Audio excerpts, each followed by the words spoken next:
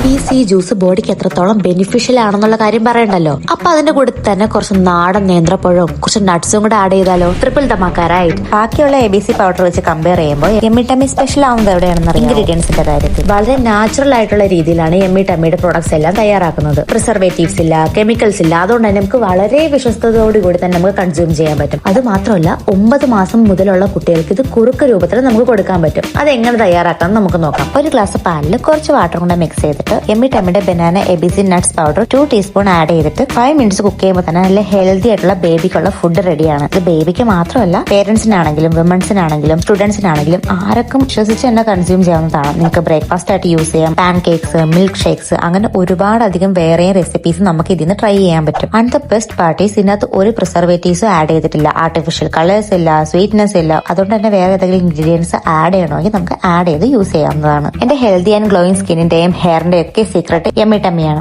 അതുപോലെ തന്നെ നിങ്ങൾക്ക് യമ്മി ടമ്മിയുടെ പ്രോഡക്ട്സ് പർച്ചേസ് ചെയ്യണമെന്നുണ്ടെങ്കിൽ യമ്മി ടമ്മിയുടെ വെബ്സൈറ്റ് ആയിട്ടുള്ള www.yummitummy foods.in വെബ്സൈറ്റിൽ ലഭ്യമാണ്. അതുപോലെ തന്നെ ബാക്കി കോൺടാക്ട് ഡീറ്റെയിൽസ് ഞാൻ താഴെ കൊടുത്തിട്ടുണ്ട്.